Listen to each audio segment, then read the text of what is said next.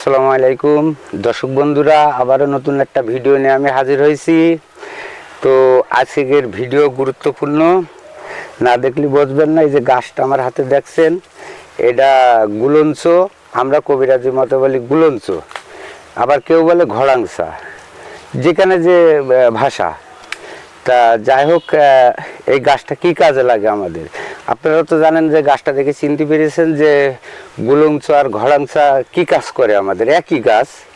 তো আসেন, যাদের যৌন দুর্বলতা আছেন, যাদের গুড়া চিকন আগা মোটা, যারা হাত দিয়ে নষ্ট করে ফেলেছেন লিঙ্গটা, তাদের জন্য আজকের ভিডিও। আর যাদের লিভার সমস্যা, লিভারে ফ্যাট জমেছে, তাদের জন্য ভিডিও। তা আসেন আমরা গাছের গুণাগুণ সম্পর্কে বলা যায়। তারপরে এই যে গাছটা, এই ছালটা এইভাবে তুলে ফেল দেবেন। যারা লিভারের জন্য খাবেন তারা এই গুলঞ্চ ম্যানেজ করবেন, করে এই ছালটা তুলে ফেল দেবেন, দিয়ে নিলে শ্বাস বেরোবে। ছোট ছোট করে কেটে এইটা পানিতে ভিজিয়ে সকালে বাসি পেটে 21 দিন খাবেন। আর যারা পুরুষত্বের জন্য খাবেন, যারা দুর্বল পুরুষের জন্য খাবেন, যাদের আমি অনেক ভিডিও দিয়েছি। আর যেরকম গাছে অ্যান্টিবায়োটিক আছে, ডাক্তারি ওষুধও অ্যান্টিবায়োটিক আছে, আমাদের গাছও অ্যান্টিবায়োটিক আছে। অনেক গাছে যৌন দুর্বলতার কাজ করে। যখন কুমাডোজ দেওয়া হয় তখন কিন্তু সেটা যদি কারোর কাজ না করে, তারপরে পরবর্তী ডোজ আছে। তা এইটা সে পরবর্তী শেষ ডোজ। এইটা আপনারা কি করবেন শোনেন।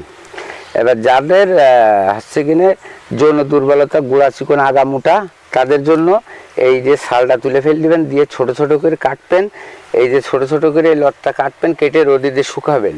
শুকিয়ে পাউডার করে বয়েমে, কাঁচের বয়েমে পুড়ে থাকবেন 21 দিন, যাতে খাতে পারেন।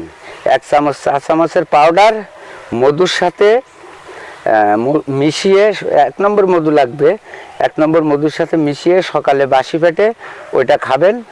খাওয়ার পরে এরকম চাটনি মতন করে মিশিয়ে হাতের তালুতে নিয়ে খাবেন। খাওয়ার পরে এইভাবে আধা ঘন্টা পরে ভাত খাবেন, নাস্তা করবেন, ভাত খাবেন, যা খাবেন খাবেন। তবে আজকে এখন থেকে আমাদের এই চ্যানেলটা ফলো দিয়ে রাখবেন।